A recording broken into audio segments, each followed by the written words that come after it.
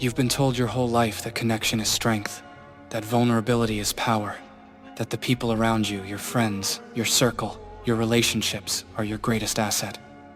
I'm not here to comfort you with that, because somewhere, in a classroom, in a boardroom, in a competition you didn't even know you were in, there is a person who feels nothing for you, who has no investment in whether you succeed or fail, who watches your emotional reactions the way a scientist watches data without attachment, without judgment, simply recording. And that person is winning, not because they're heartless, not because they were broken by life and learned to shut down, but because they made a calculated decision. They decided that emotion is expensive, that friendship is a variable, that sentiment, loyalty, and the need to be liked are all forms of debt, and debt makes you slow. You've been running the race, carrying other people's weight. The question is not whether you can keep up. The question is why you're still carrying it. You think having people around you is protection, a support system, evidence that you're doing something right. So you curate relationships, you manage impressions, you adjust your behavior based on who's watching, who's judging, who might withdraw their approval if you go too far in the wrong direction. You call this being social, being human, being emotionally intelligent. But look at what it actually costs you. Every decision filtered through what they'll think. Every risk assessed not on its merits but on how it will look. Every time you could have moved fast, and instead you paused not because you were uncertain about the move, but because you were uncertain about the reaction. You are a high-performance machine running on corrupted software. The corruption isn't stupidity, it isn't weakness. It is the deeply embedded belief that other people's emotional responses to your life are data points worth collecting. They are not. Think of it this way. A chess player who plays to impress the audience loses to the player who plays only to win. The audience cannot see what's happening on the board. They react to surface moves, to dramatic gestures, to the performance of skill rather than the execution of it. The player who cares about the audience is playing two games simultaneously. The player who doesn't is playing one. And singularity of focus is always the advantage. You're not growing, you're performing growth. And the audience you're performing for has no idea what the board actually looks like. Music drops. Return to complete silence. I want to give you a framework, a precise name for the operating system you need to install, because naming it is the first step to choosing it deliberately, rather than drifting into it by accident. I call it the Ayanokoji Protocol. It is not about becoming cold. It is not about becoming isolated. It is not about treating people as objects, or cutting yourself off from the world. Those are misreadings made by people who confuse detachment with emptiness. The Ayanokoji Protocol is this. You observe everything. You reveal nothing. You calculate outcomes before you commit to actions. You allow people to underestimate you because the underestimated operate without friction. You feel because feeling is data, but you do not let feeling become the decision maker. You let it inform. You never let it lead.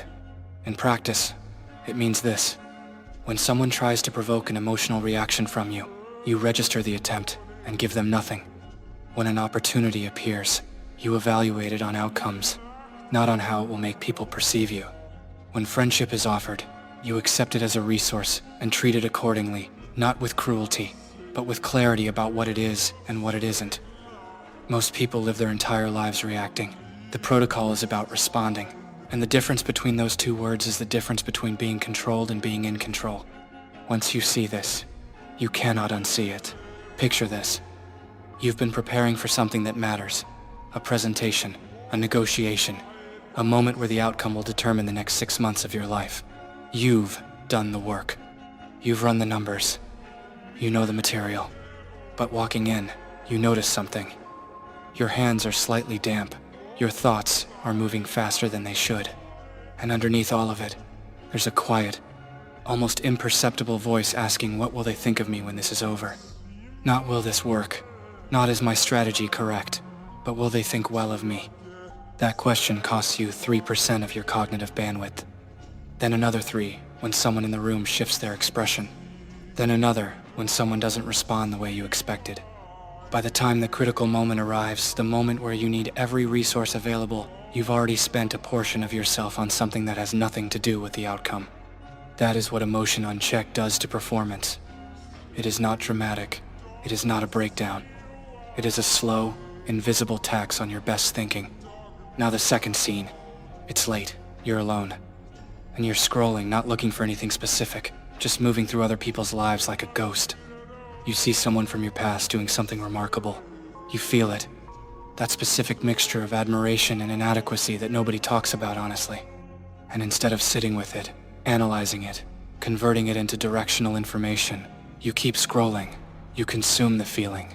You let it pass through you without extracting anything useful from it. That is emotion as noise, not as signal. The protocol does not ask you to stop feeling. It asks you to stop wasting feeling. Now let's go into the machinery. Because the surface version of this idea, be less emotional, care less, focus more, is available everywhere. What's not available is the precise diagnosis of why most people cannot execute it, even when they understand it intellectually. The first layer, your procrastination is not a time management problem. It is an identity protection mechanism. You delay because completing something creates a verdict.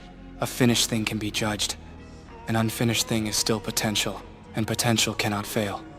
The Ayanokoji Protocol eliminates this by decoupling your identity from your output entirely.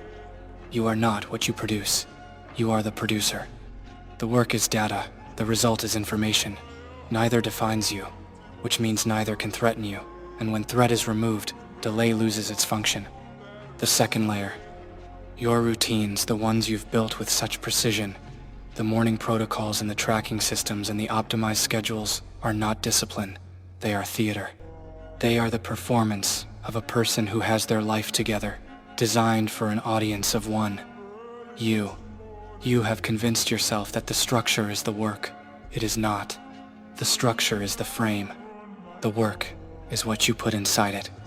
And most of the frames you've built are empty, because filling them means risking something, and risk is the one thing your system is designed to avoid.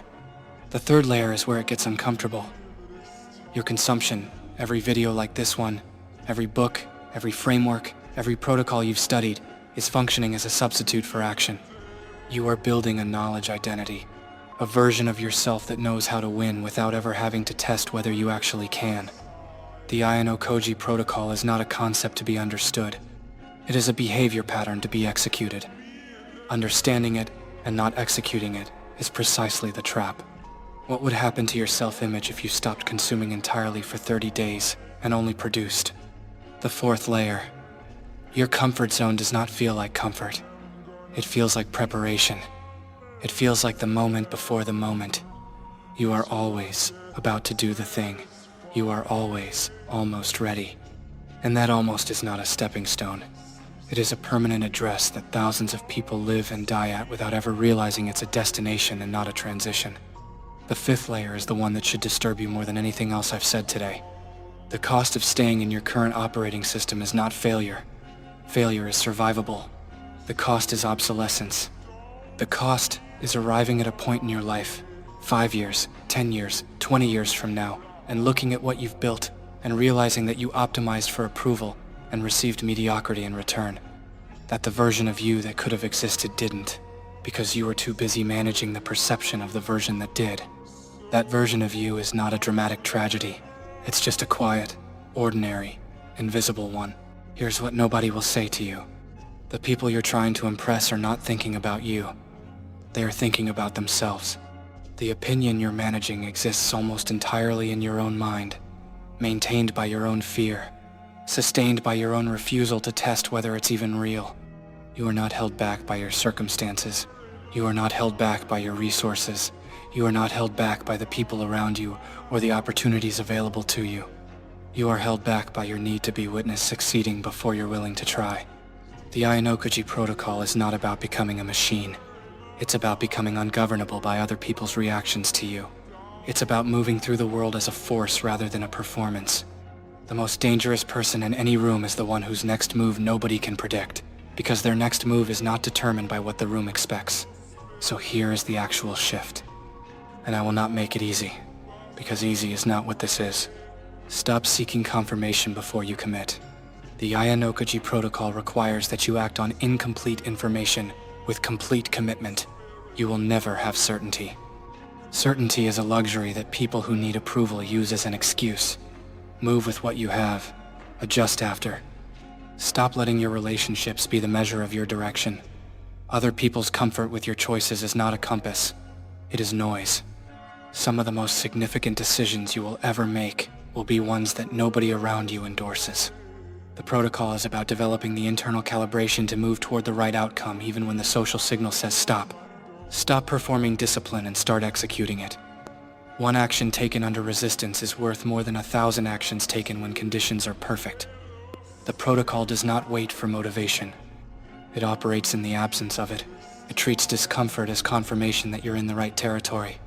Stop treating emotion as the enemy and start treating it as data.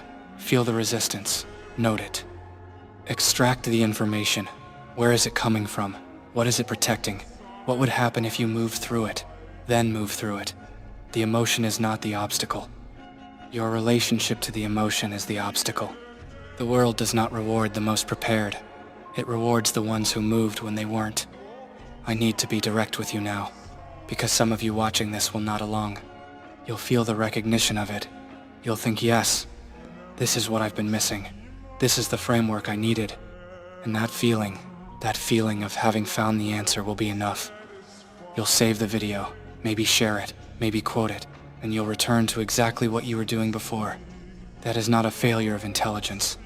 It is a feature of the consumption loop. The loop is designed to feel like action, while producing none. And if this video enters that loop without producing a single behavioral change, then I haven't given you anything. I've just added one more layer of sophisticated understanding to an already well understood, but entirely unexecuted life. I'm not trying to motivate you. Motivation is not the mechanism. The mechanism is decision. A decision made once, completely, without revision every time it becomes inconvenient. Some of you made that decision somewhere in the middle of this. You know who you are. You felt the moment it happened. The others will feel it too, eventually. The question is only what it will cost them before they do. One action. That's all this ends with. Not a system. Not a protocol rollout. Not a 30-day plan. One action that you have been delaying because of what someone might think, or because you're not quite ready, or because the conditions aren't perfect. You know what it is. You've known throughout this entire video. It's been sitting at the edge of your awareness, waiting to see if you'd finally give it permission. The Ayanokoji Protocol does not begin with a philosophy. It begins with a move. One move. Made without announcing it, without documenting it, without waiting for anyone to validate the decision. You simply do the thing. If you finish this video and that thing remains undone, then this video is entertainment. Expensive entertainment because it cost you 15 minutes and gave you zero return. If you finish this video and within the next hour that thing is in motion, then something shifted. Not because of anything I said. Because you were ready and you needed one final confirmation that the instinct you've been suppressing is correct. The instinct is correct. You've been performing. You've been managing. You've been running the old system long enough to know that it doesn't produce what you want. The protocol is simple. Observe, calculate, move, reveal, nothing until the result speaks for itself. You know who you are. You know what you've been avoiding. The audit is complete. Now move.